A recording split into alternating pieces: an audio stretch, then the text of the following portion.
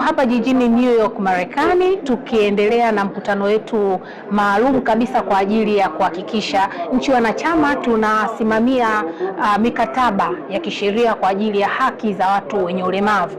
Kwa siku ya leo, kubwa zaidi lililojitokeza ni masuala mazima ya teknolojia, vifaa saidizi kwa ajili ya watu wenye ulemavu, namna ya upatikanaji, matumizi kwa mtu mwenye ulemavu, lakini vile vile kielimu, namna ya wafundishaji na wapokeaji elimu hizi. Kwa hiyo sisi kama Tanzania tupo katika muda wa kuona kwamba tumeweza kutoa kile ambacho sisi kama serikali tunafanya, lakini vile vile tumejifunza namna wenzetu nchi wanachama wanafanya. Tunamshukuru zaidi Mheshimiwa Rais kwa sababu ameendelea kuchukulia kwa uzito masuala mazima ya watu wenye ulemavu, kwa sababu ukiangalia kwenye masuala ya uchumi, sisi kama Tanzania tumewaweka wenzetu wenye ulemavu katika sura ya kuhakikisha wanafanikiwa na wanafikiwa kwa wingi wao.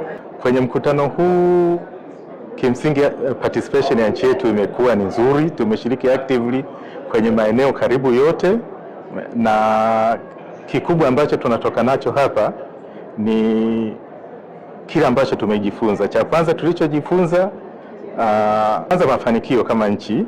Mafanikio yetu ni makubwa, ni mengi tuliyoyafanya kwenye eneo hili la kusaidia wenzetu wenye ulemavu kuweza kumudu maisha yao ya kila siku, lakini nakuwa na active participation kwenye shughuli na uchumi wa nchi. Lakini pia tulichojifunza, changamoto zipo, na hizo changamoto si kwa upande wa nchi yetu tu, hata nchi na mataifa makubwa yaliyoendelea changamoto hizo wanakabiliana nazo.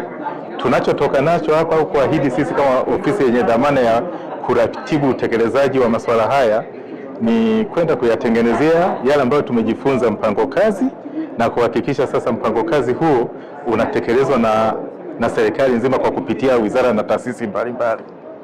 Katika mkutano huu, katika masuala muhimu yaliyojadiliwa ni pamoja na haki ya afya, kwa sababu afya ni moja ya haki ya msingi.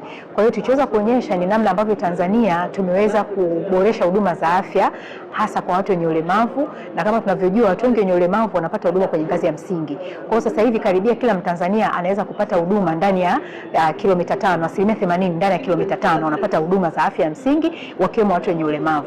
Lakini kama mmefuatilia miundombinu yetu, sasa hivi imewekwa miundombinu ambayo inasaidia watu wenye ulemavu waweze kupata huduma, na tumeonyesha jinsi ambavyo tumefundisha watumishi wetu namna ya kuwasiliana na watu wenye ulemavu, kwa sababu wako watu aina mbalimbali.